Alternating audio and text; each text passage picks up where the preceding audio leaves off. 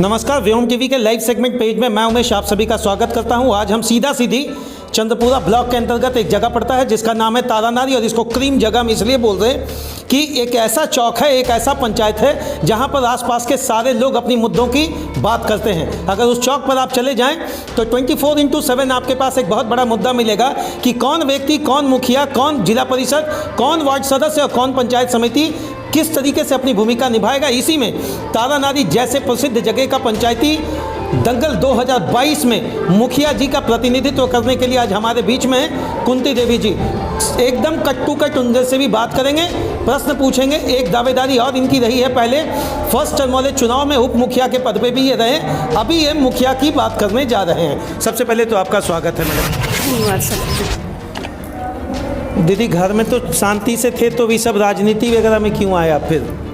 सबसे पहले तो मैं आपको धन्यवाद करना चाहूँगी कि आप हमारी बात को जनता तक पहुँचा रहे हैं। उसके बाद मैं अपने तारानारी पंचायत के हर बुजुर्गों को प्रणाम करती हूँ और छोटों को बहुत सारा आशीष देती हूँ कि वे आगे बढ़े जीवन पथ पर। सब आशीष उशीष वोट के लिए दे रहे हैं ना आप? जी नहीं, वोट के लिए क्यों दूँ, मैं सचमुच में चाहती हूँ कि मेरा पंचायत आगे बढ़े। पक्का? झूठ नहीं? नहीं। पैसा खर्चा करिएगा दीदी? जी नहीं, क्यों, मैं जो है उसी को खर्चा करूँगी। एकदम पैसा खर्चा कर रहे हैं आप। बाहर चर्चा है आप पहले टर्म में उप मुखिया रहे, वहाँ पर ही आपका एक बहुत बड़ा काम हमने देखा था, APL वाला काम आप उठाए। क्या मुद्दा था दीदी? वो मुद्दा था गरीबों तक राशन पहुँचे, इसीलिए मैं मुद्दा। 5 साल दीदी आप गायब हो गई, कहाँ चली गई थी? मायके के क्या? नहीं, परिवार में बच्चों के प्रति। नहीं, 5 साल आप मायके चली गई थी। राजनीति में भी मायके जाना होता है, जो लोग छोड़ देता है वो मायके चल जाता है, क्या यही था क्या? नहीं, मेरे बच्चों का भविष्य उस समय जरूरी था, इसलिए मैंने छोड़ दिया था 5 साल। और ये अभी 5 साल के बाद फिर अपना बच्चा का भविष्य की जगह गाँव का बड़े हो चुके हैं, वो अपने पैरों पर खड़े हो चुके हैं। तारानारी आप मानते हैं एक बहुत बड़ा विषय रहता है, हाँ? कैसे विकास करेंगी आप? विकास करूँगी मैं, उन तक उन योजनाओं को पहुँचाऊँगी जो उन तक पहुँचा नहीं है, सिर्फ कागजों पर। एक मिनट, सिर्फ कागज में, इसका मतलब आप आरोप लगा रही हैं क्या? इसके पूर्व जो रहे? आरोप नहीं, सच्चाई है। सच्चाई है कि वो सिर्फ कागजों पर दिखाया गया है, क्योंकि मैं जब मैं सर्वे के निकली थी, वोट के लिए निकली थी, उस समय बहुत सारी महिलाएं कह रही थी कि मेरे घर यहाँ पे शौचालय तक नहीं बना है।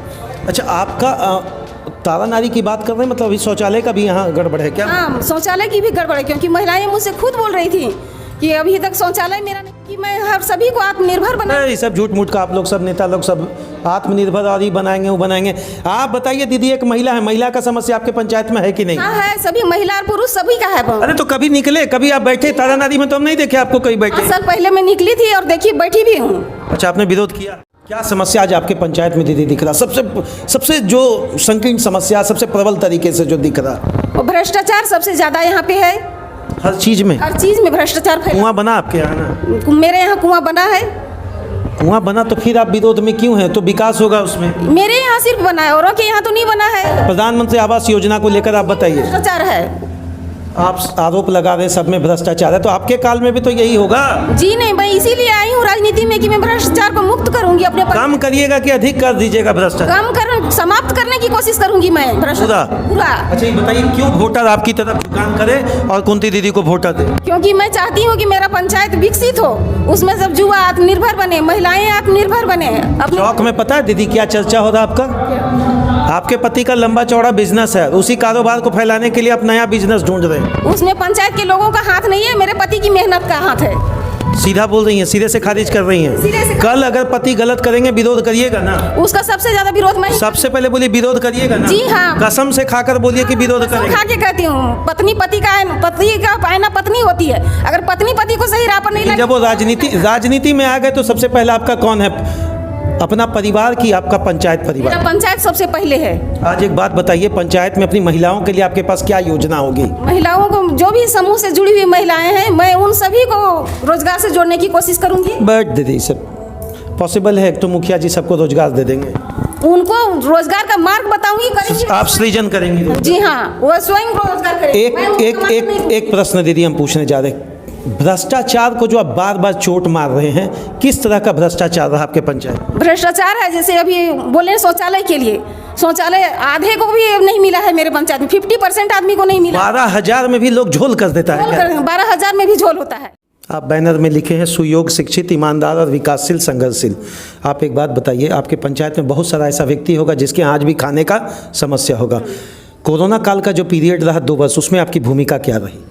कोरोना काल में भी मेरी भूमिका रही कि मैं जहाँ तक संभव हो सका मैंने लोगों की मदद की है। एक अंतिम सवाल आपसे करेंगे।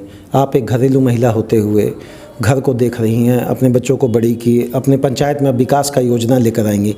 क्या क्या विकास के तरफ आपका जोर होगा? एकदम सिलसिलेवार ढंग से आप इस चीज़ को बताइए। पहले तो मैं यहाँ पे हमारे यहाँ जो भवन बने हुए हैं बेकार पड़े हैं, उन भवनों का मैं सदुपयोग करूँगी।